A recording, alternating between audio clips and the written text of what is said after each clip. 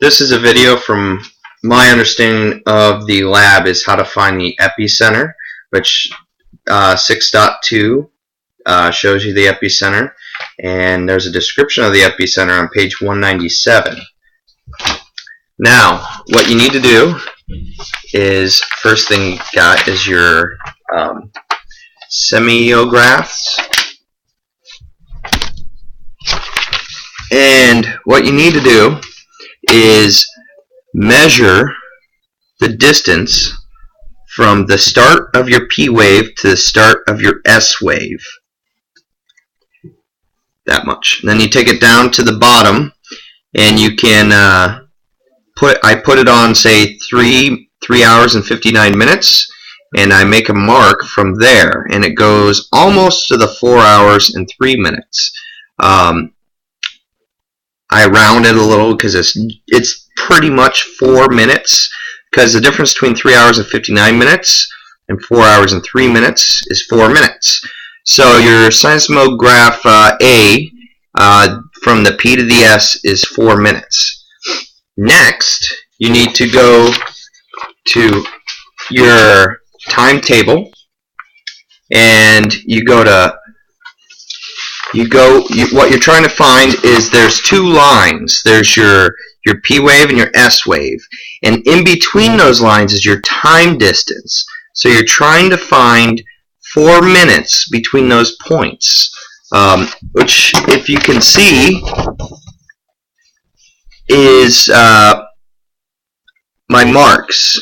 And there you count the boxes in between the marks, and you want 4 boxes. Each box is 1 minute. So you find a place in between those two C, or the S and the P waves, in between those two lines, where there's 4 boxes in between those lines, which shows 4 minutes, which is at the 1,500 mile line. Once you discovered that, we know, okay, so the epicenter is 1,500 miles from semigraph A. So then what you do is, on your graph here, you have the distance scale. So you put your dividers on the 0 and then the 1,500. And then from there, you stick it on the center of A, which I'm not very satisfied with the dot on A because it's so large, and the pinprick on my dividers is so small that it leaves us a lot of room for error. But moving on, then you just make a circle around A, and you repeat this for B and C, and where it intersects, that's your location. My location is awful large, and the reason being, one reason is the dot is so huge on A, B, and C. So that's the first mistake of this. The second mistake is I really don't like the scale. The scale, I think, needs to be more accurate, because my margin of error here is